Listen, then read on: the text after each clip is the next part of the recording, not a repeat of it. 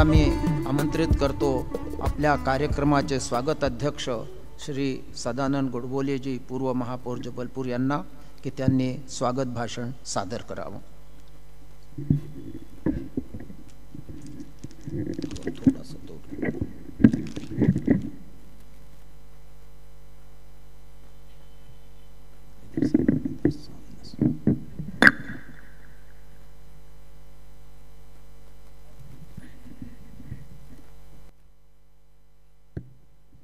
सबिंदु सिंधु सुस्खलत तरंग भृंग रंजितम दिशस्तु पाप जात जात कारिवारी संयुतम कृतांत दूत काल भूत भीतिहारी वर्मदे त्वदीय पाद पंकजम नमामि देवी नर्मदे त्वदीय पाद पंकजम नमामि देवी नर्मदे।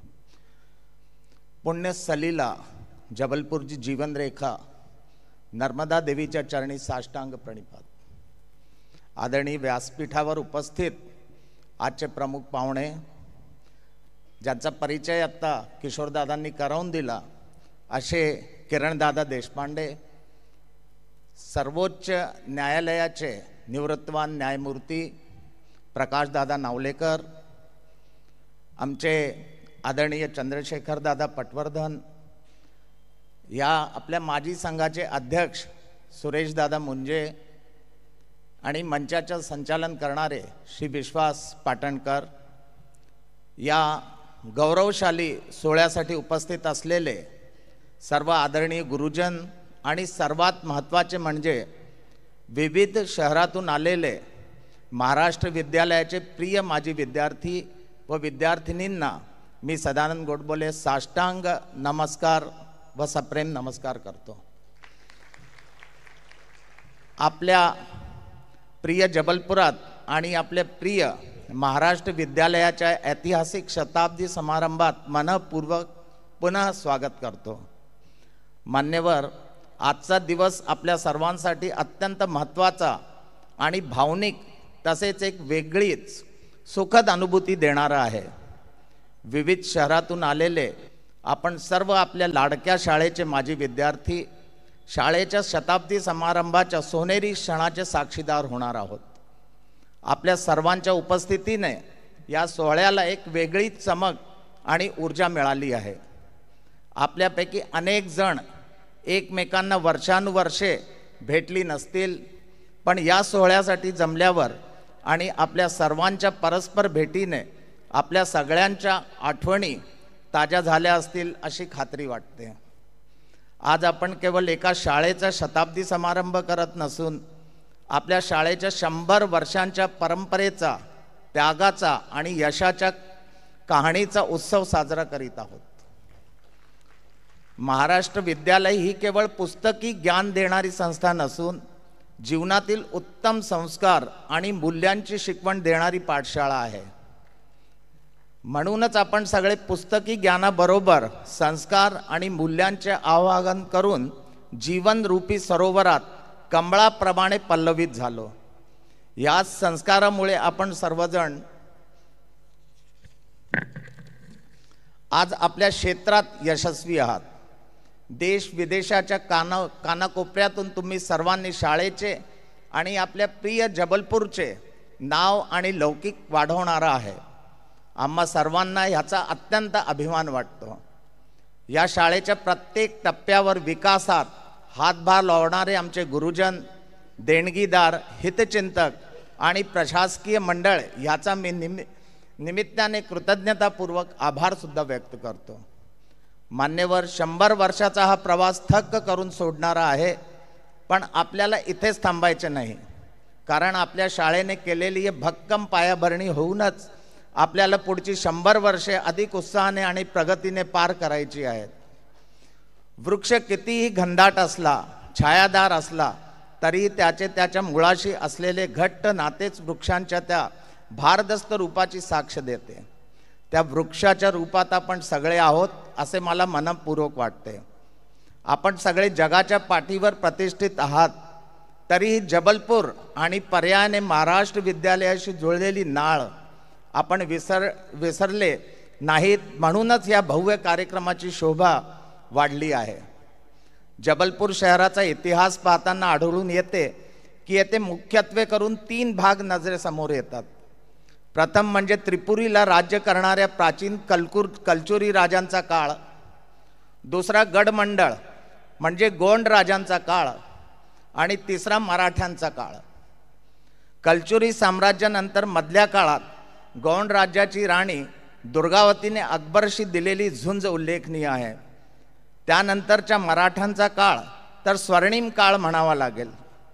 जबलपूर या जुन्या खेड्याचे सैनिकदृष्ट्या महत्त्व ओळखून किल्ला बांधून फौजेची छावणी ठेवणारे आणि जबलपूरचे महत्त्व वाढविणारे मराठीच आहेत.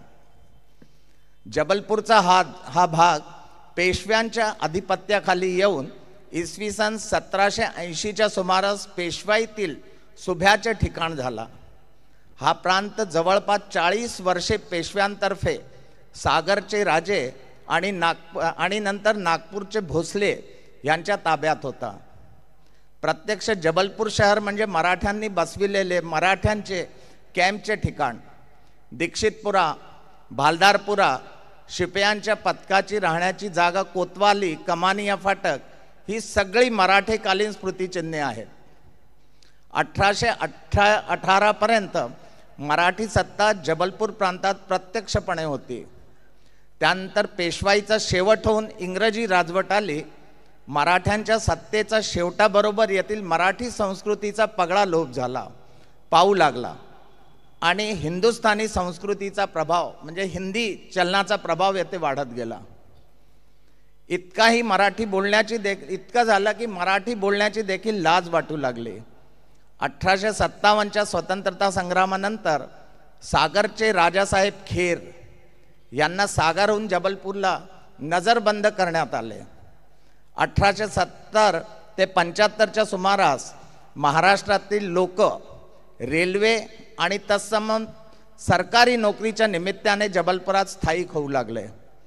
परंतु मराठी शिक्षणाची सोय नसल्यामुळे सन 1893 मध्ये श्री विनायकराव तांबे यांनी स्वतःच्या मुलाच्या खाजगी शिक्षणासाठी श्री नीलकंठ लिमये यांना जबलपूरला आणले आणि श्री लिमये यांनी मराठी लोकांच्या मदतीने मराठी प्राथमिक शाळा येथे उघडल्या.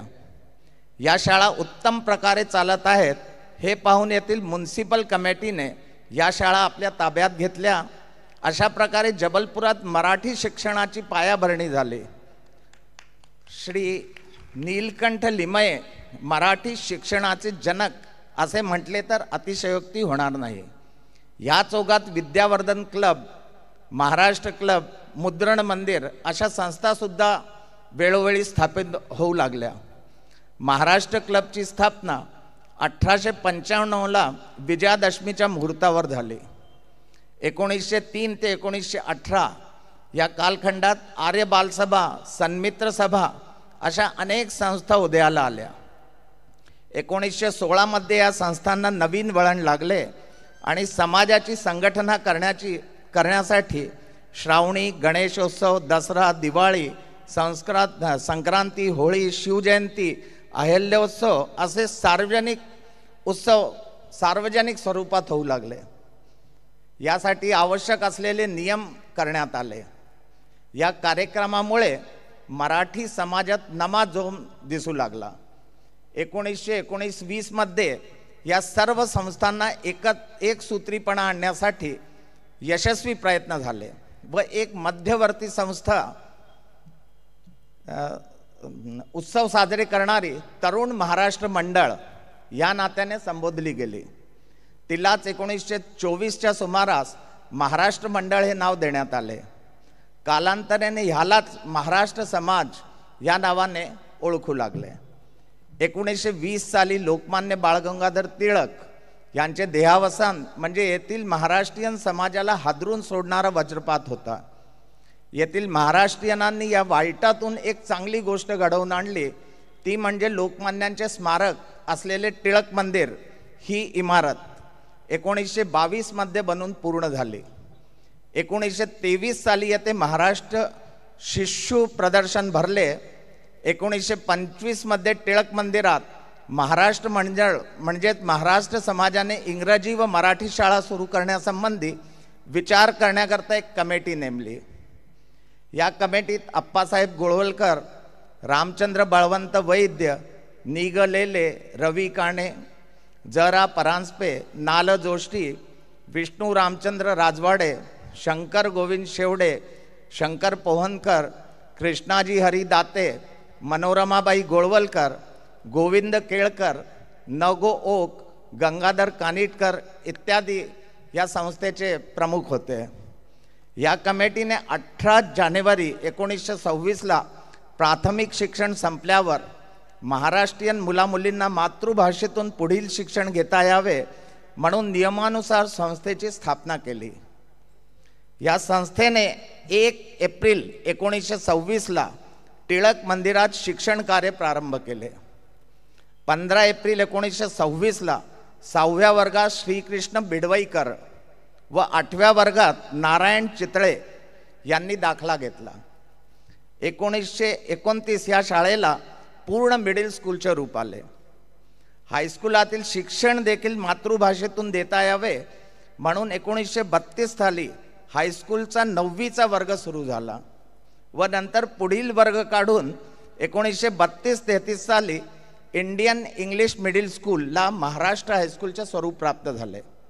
शाळेच्या गरजा वाढत असल्यामुळे ह्या शिक्षण संस्थेला महाराष्ट्र समाजाने महाराष्ट्र शिक्षण मंडळ असे नाव दिले आणि याचे रजिस्ट्रेशन 17/2/1933ला करण्यात आले. महाराष्ट्र शिक्षण मंडळ ही महाराष्ट्र समाजाने उभी केलेली शिक्षण संस्था आहे.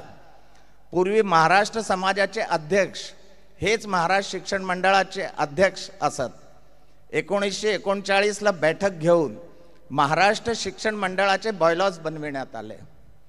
महाराष्ट्र हायस्कूलचे स्वरूप वाढत गेल्यामुळे शाळेच्या गरजा भागविण्यासाठी सोयीची जागा शोधण्यास सुरुवात झाली. समाजाचे राव बहादूर काणे यांची पत्नी लक्ष्मीबाई काणे यांनी 25 सप्टेंबर 1930 रोजी स्वतःच्या मालकीची जागा अध्यक्ष एंग्लो व्हर्नॅक्युलर मराठी शाळेला 1200 रुपये किमतीची जागा दानात दिली. समाजाच्या कार्यकर्त्यांनी महाराष्ट्र समाजाच्या लोकांकडून व जबलपूरच्या बाहेरील मराठी लोकांकडून बांधकामासाठी 30,000 रुपयाची धनराशी एकत्र केली. त्या सर्वच दानदात्यांना आपण सर्वांतर्फे शतवान नमन करूया. काही मोठ्या दानदात्यांची नावे शाळेच्या भिंतीवर आजही शोभायमान आहेत.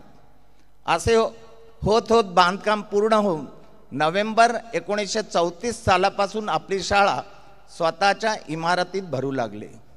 त्या दिवसापासून आज तागायत आपली शाळा उत्तरोत्तर प्रगती करत गेली. अशा आपल्या शाळेच्या 100 वर्ष पूर्ण होऊन आपण सगळेजण शाळेचा शताब्दी समारोह अतिशय उत्साहात आणि आनंदात आज साजरा करत आहात. त्या काळी या शाळेची दिवस रात्र कष्ट घेणाऱ्या महाराष्ट्र समाजाच्या सर्वच ज्येष्ठ व श्रेष्ठ कार्यकर्त्यांच्या चरणी त्रिवार वंदन आणि मानाचा मुजरा. मला सांगायला अत्यंत आनंद वाटतो की ज्या स्थानापासून आपली शाळा सुरू झाली त्याच ठिकाणी 100 वर्षानंतर त्याचे पुनर्निर्माण सुरू झाले आहे. 22 नोव्हेंबर 1923 रोजी संपूर्ण भारतातील टिळकांचे प्रथम स्मारक असलेले हे स्थान त्याचे भूमिपूजन होऊन नवीन वास्तूचे बांधकाम सुरू झाले. आज ते पूर्णत्वाकडे वाटचाल करीत आहे. या कार्यासाठी श्रीमती अनुराधा ओक आणि डेगवेकर फाउंडेशनतर्फे मोठ्या राशी प्राप्त झालेल्या आहेत. त्याशिवाय समाजातील सर्वच शाळाप्रेमी लोकांना आपल्या परीने यासाठी दानराशी दिलेल्या आहेत. आपण सर्व उपस्थितांना मी विनंतीपूर्वक आग्रह करतो की या पवित्र स्थानाला भेट अवश्य द्यावी आणि ही पवित्र वास्तू उभी करण्यासाठी किमान 1 वीट तरी आपल्या नावाची असावी या हेतूने सढळ हाताने देणगी द्यावी ही सुद्धा मी विनम्र विनंती करतो. अनेक वर्षानंतर आपणापैकी बरेच जण जबलपूरला आले आहेत. त्यांच्या आठवणींना उजाळा देण्याकरता मी जबलपूर व आपल्या शाळेचा इतिहास सांगितला. तो आपण सर्वांनी ऐकून घेतलात आणि कमिटीने मला स्वागताध्यक्ष बनविले यासाठी आपण सर्वांचे मनपूर्वक धन्यवाद. भारत माता की जय. वंदे मातरम.